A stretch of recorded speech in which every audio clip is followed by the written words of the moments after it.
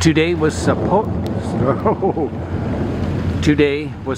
to be the first hot day on the heat spell that's coming, but instead it's clouded over and we have a thunderstorm.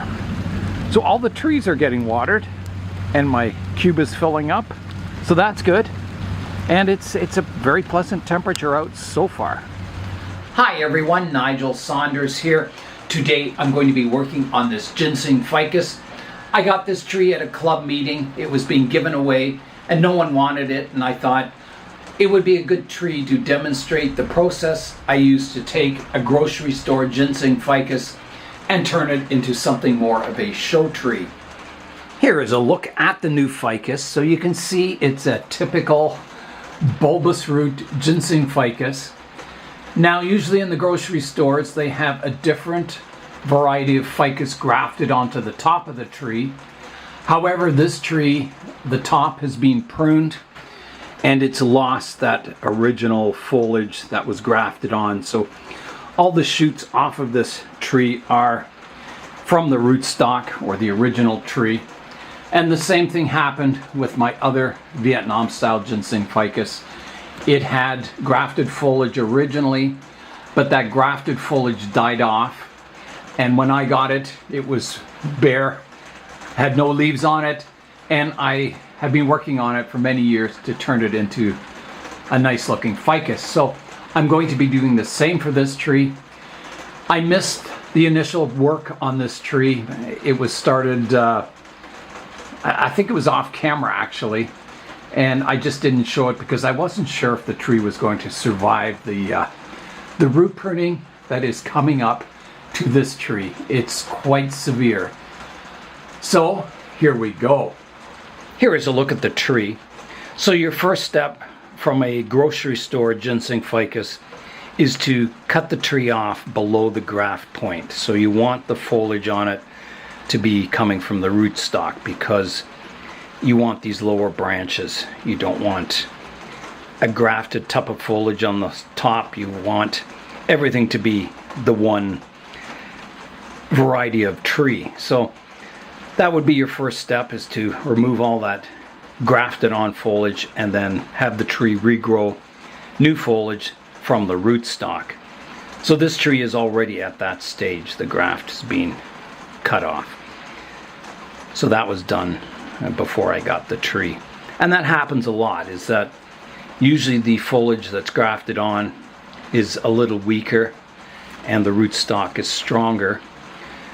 And it tends to die off naturally anyway if you kind of abuse the tree, if it's not watered carefully and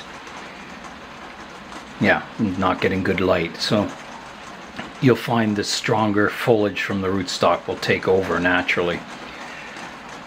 So I think the next step is to come up with a plan for the root base of the tree. Here is a look at the roots. So I mentioned this one root is very high here.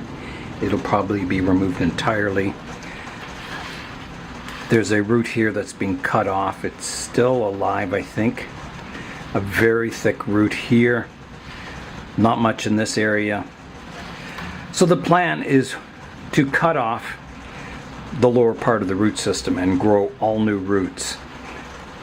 But keep your widest point of the root base so you get that nice flare on the trunk. I'll get the tree out of the pot and I'll need to bare root it to see what's going on. So there's roots growing out the drainage holes here. There it comes. And I'll start raking out the soil from the roots.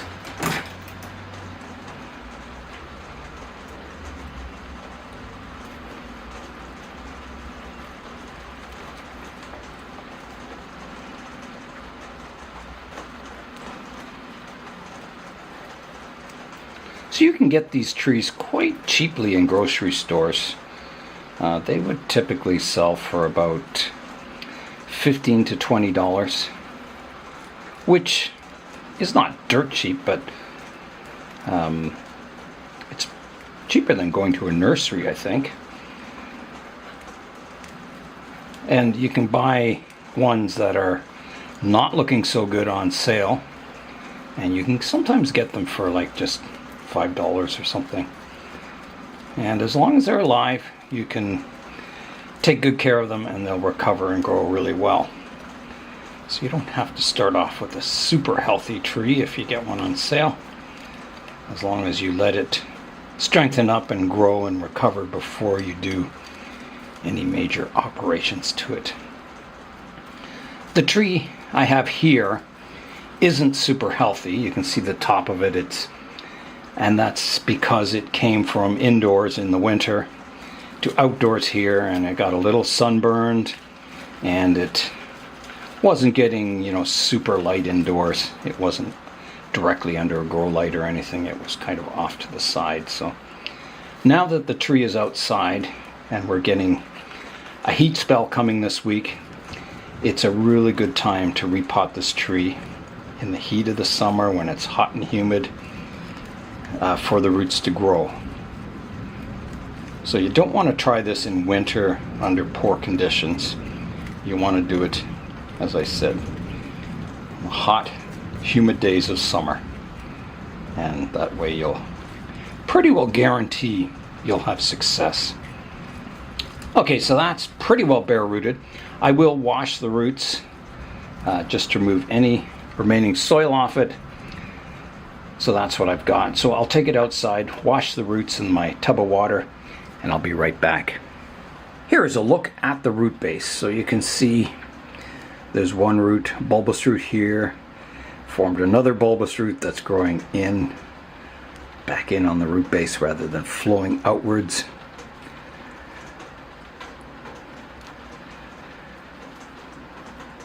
So these parts of the roots, they don't take in any water or nutrients. It's all these finer roots that do that. And you can see there's not a lot of them. There was a bit of rot here where a root was removed. Yeah, so let's look at the root base. I mentioned I might take this root off. I've got to imagine my soil line, kind of where it comes.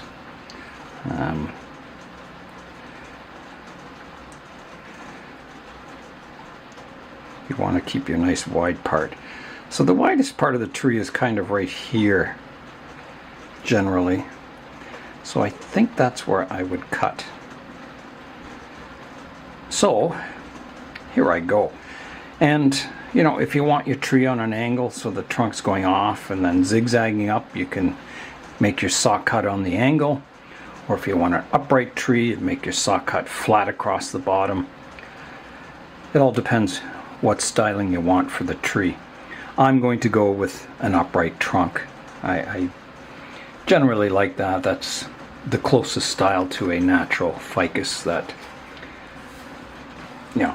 that's how most ficus grow, is vertical trunks. Now there's always exceptions, but. So next I need to find a nice saw. Something that's not too coarse, not too fine. Something that'll cut through here nicely. So let me look at my saws. I've got this saw. It's got quite fine teeth on it. It's a little rusty, but it's still pretty sharp. So I'm going to use that. So I think I'll turn it over to this side and start my cut.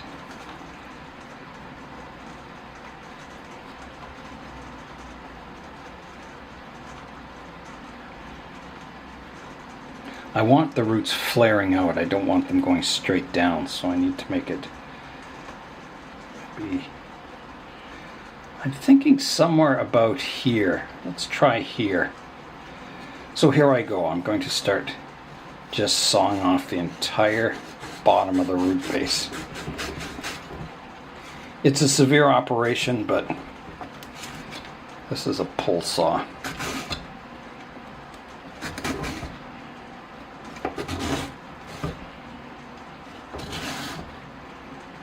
These roots are quite fleshy too. They're bulbous like this because they store water.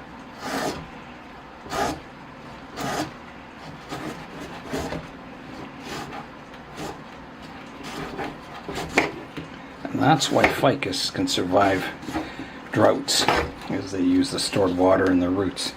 So there it is. I've cut off the entire bottom of the root system, and I'm left with this. So that's what you plant up. So the next step is to get roots on it. I don't think I need to remove any roots.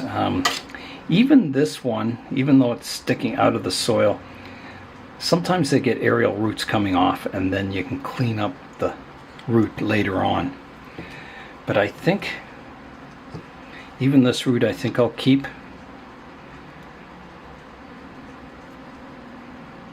And you have to remember, these get aerial roots that will grow down and cover up these bulbous roots eventually too.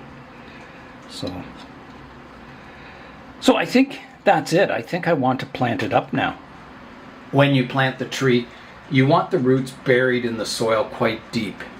It'll be hidden for at least the rest of this summer, growing new roots. And some of these lower branches, if I bury it, the soil line up to here, they may or may not be sticking out of the soil, but it doesn't matter. Whatever happens, happens. If the branches die off because they're under the soil line, it's okay. If they survive because they're sticking up, that's fine too, because eventually it will get raised out of the soil. So I need to find a pot that's not too big and not too small.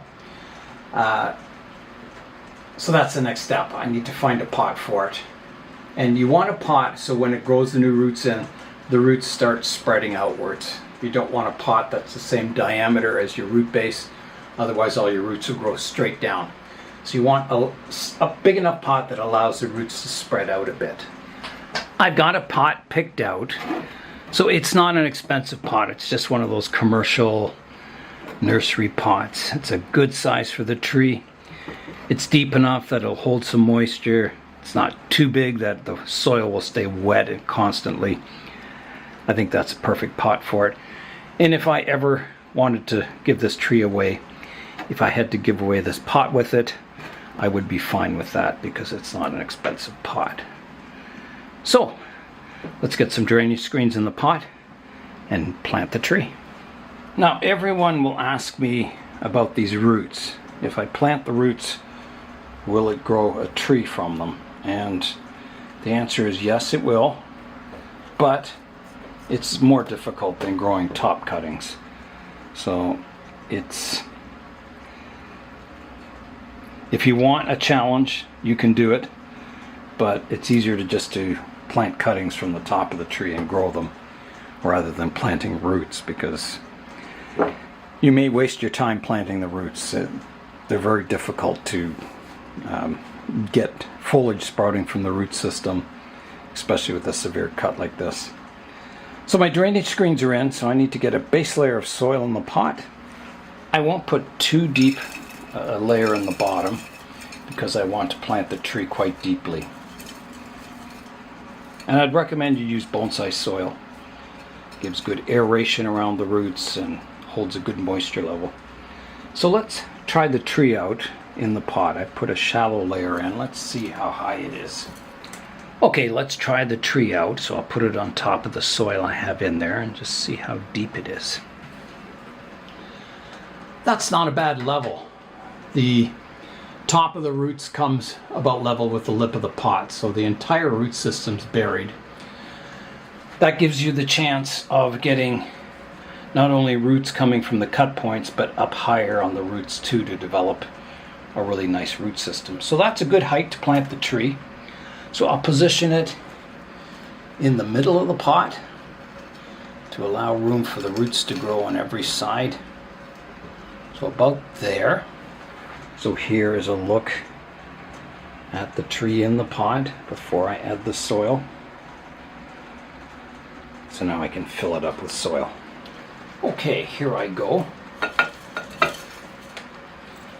The soil was outside, so it's a bit wet, but that'll be fine. There's no fine roots.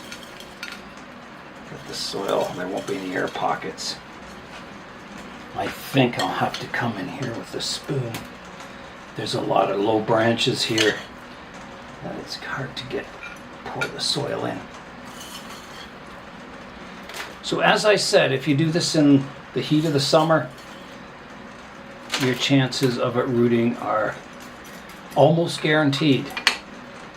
I mean, there's always a risk if you don't keep it well watered and you let it get too cold or too hot, it could die. But generally, if you keep it under good conditions, it will root and you'll have the start of a really nice bonsai.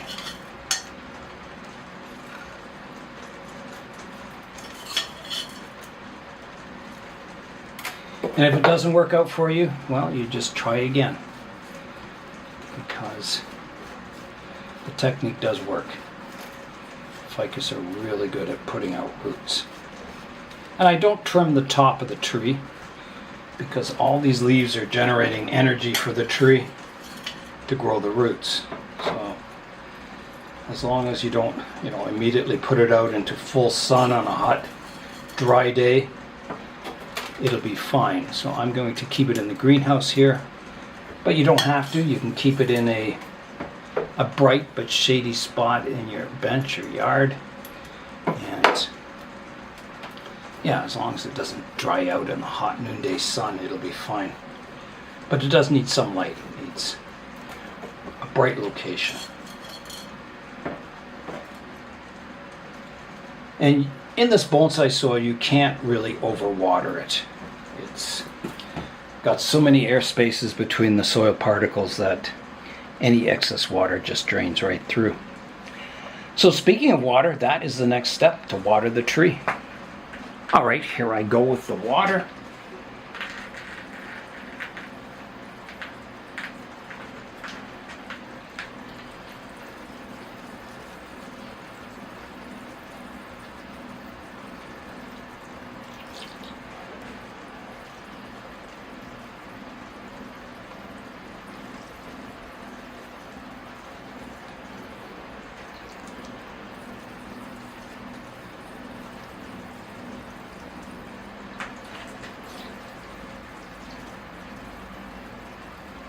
That is good. If you are going to purchase a Ginseng Ficus to create a bonsai out of and do this technique, look for ones with kind of a flowing upper root base. You can get some really bizarre root structures on these trees. Sometimes the roots are sticking like really high out of the soil and they kind of go all over the place. So look at that top part of the root system and try and pick out a tree with as nice a flowing radial root system as possible. So that is it for the, I guess, step one of converting a Ginseng Ficus into a bonsai. I'll rotate the tree around so you can see it from all angles. Here is the front of the tree, coming around to the right hand side, the back of the tree, the left hand side, and back to the front. So hopefully the next time you see this tree on the video, it will be really bushy and growing with a lot of vigor. Hopefully. If it doesn't make it, if this operation kills the tree, you'll notice that within a couple of weeks all the leaves will go brown and fall off. Your trunks will start drying up, and yeah, it'll either go really well or really badly. And as I said, if conditions are right, it'll go really well. I've done probably the hardest operation this tree will see in its lifetime. From now on, it'll just be clipping and growing the tree, maintaining the shape and developing the branch structure and the trunks and the aerial roots. It should be quite fun seeing if I can turn this into something really nice. It's time now for today's updates. I recently hard pruned my wisteria, and I had a few shoots on the trunk, and you can see they are extending and they're really vigorous now. There's also one coming off the root base here that I don't want, so I'm going to pinch that one away. It'll create a bulge in the root there. The other ones I'll keep. The buds up top, They're starting to swell, and I think some of them are starting to extend, but it'll take a few more weeks or maybe even a week before they start growing again, hopefully. Yeah, so that's the update to the wisteria. It has almost stopped raining outside. It's still kind of a bit misty, so that's good. All the trees got watered. If the sun comes out later today, it is going to be hot and steamy out. So let's go to the back bench here and see what's growing. Here's my poplars. They're growing with a ton of vigor. Yeah, they're looking really good. My European buckthorn here, I cut the top off the tree and I'm growing a leader up here to kind of strengthen the trunk line. It's growing really, really well. Super vigorous. The royal oaks are doing really well. You can see all the branches up here are looking really good. My other European buckthorn, the large one, I did get some branch dieback on it this year. You can see there's a dead branch there, a dead branch here. Yeah, it was kind of a bit strange. Branches just, you know, on this branch. You would think they would grow at the tip, but instead some branch grew back in closer to the trunk line and survived. Same with this branch, the tip died off, but this branch survived. I lost this branch on the apex here. I don't think there's any living, no, nothing alive on that. Yeah, so it was a little disappointing, but that's a buckthorn. I'm going to try putting it in the greenhouse this next winter. That's what I did with the smaller one, and every branch seemed to survive on that one. So I don't know if it's just too cold the winters for it here, that it needs better protection, a little more warmth to keep all the branches alive. I'm not sure, but I'll try that. And you know, with bonsai, I've lost branches here, but you've just got to keep working with what's alive and what's growing. My $50 challenge juniper is going nuts. It was really sparse after I pruned it last time, and you can see how much it's filled out already, which is good. I'm just going to let it grow. I want to heal this wound on the trunk here, kind of have it roll over, and it's starting to do that just to make it look a little more natural, give an interesting feature to the trunk line. On my mountaintop Scots pine in the pot that Shani made, the new candles have kind of extended with their needles, so it's looking quite nice now. These are the older needles that have kind of a bit of a yellow tip on them, but the new ones look really good. My cotoneaster down here has all kinds of red berries on it. It's looking quite fancy. My American elm here, I repotted it not this spring but the one before, and I thought, oh, I'm going to get good growth this year, but it's not super strong. It did get attacked by insects, and you can see the blisters on the leaves here. That's a reaction to insects. So I've sprayed it a couple of times. I don't know if it's helping. Maybe a little bit. But yeah, it's not growing. When these are in the ground, you'll get shoots coming out of the tree as tall as me, or as long as me. Just, you know, massive. 3 meters long. But in a pot, they're very slow growing. And I don't know what the secret is. We haven't had like hot weather that's cooked the root system or anything. I've watered it really well, like many times a day. It's in good sunlight. There's good air circulation here. Maybe the insect attack slowed it down this year a bit, but I don't know. In a pot, I've never had good, strong growth on these American elms. So I don't know what the secret is, if there is a secret. I don't know. I know they grow roots like crazy. Like, you can see, this is, you know, year 2 in this pot, and the soil is lifted out. It's higher than the lip of the pot. It's the pot is probably full of roots. So I don't know if I was going to repot this every 2 years, but maybe I've got to repot it every year to keep those roots growing in the soil. I'll have to do some research on it, ask other people who have them what they're doing, try and find the secrets of growing an American Elmas bonsai. My Larch Forest here, the second flush of growth is coming in really strongly. I have pinched back a lot of shoots from the second flush of growth. So as they extend and get long, I pinch them back. So that's, doing really well. The wild thing here, my Thuja occidentalis, is growing cones this year. So you can see them all over the branch here. And they do this about every 4 or 5 years.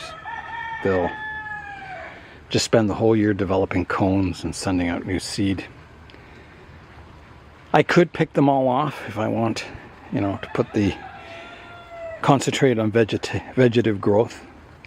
But I'm afraid if I do that, then they'll try and make cones the next year. I don't know. But I'm just going to let it do its natural cycle, develop cones this year, sacrifice the growth. I mean, it's still growing, but not as strong as it could be. So I'll let it go, develop cones and seeds and let it go through its natural cycle, and then next year will just be all in growth of the tree.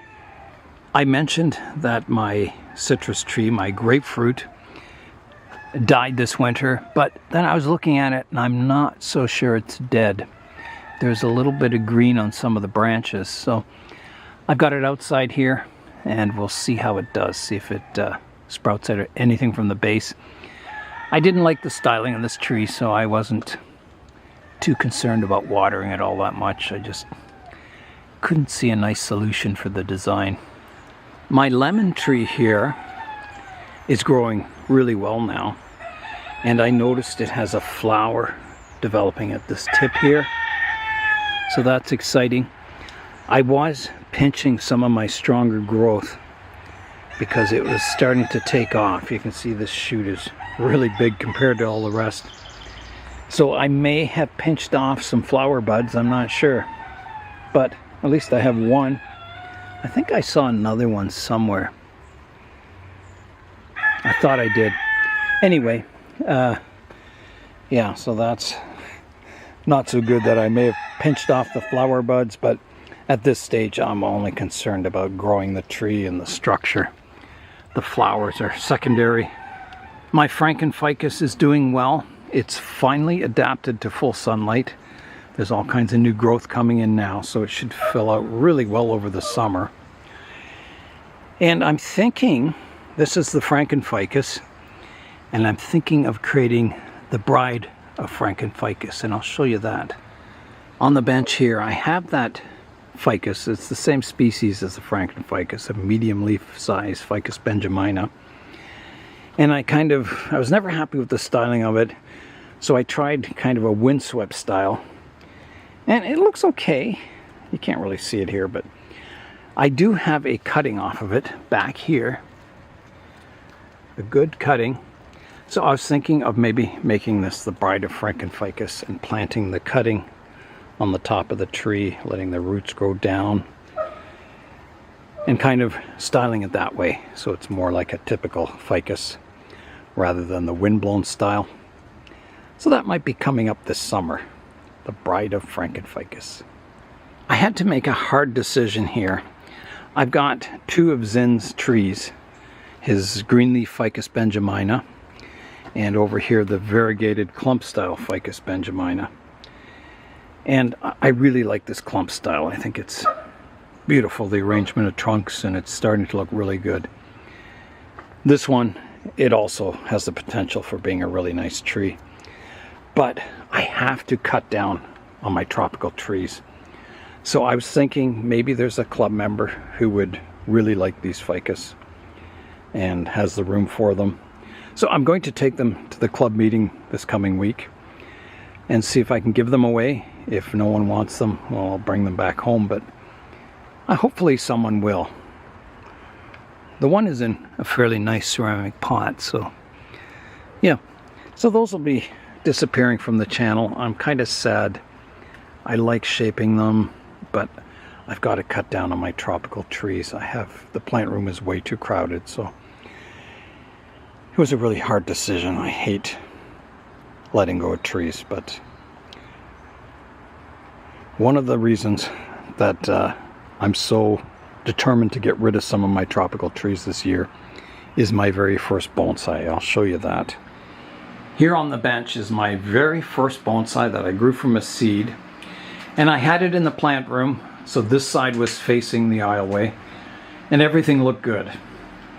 And then I brought it out, or I went to bring it outside in spring, and when I pulled it out I noticed at the back that there was 3 dead branches on this side of the tree that I just couldn't see, and I was really disappointed. I was like, oh no.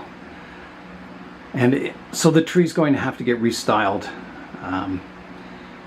Yeah, that side's kind of, the bottom branch survived here, but this branch looks dead, this one, and one out the front.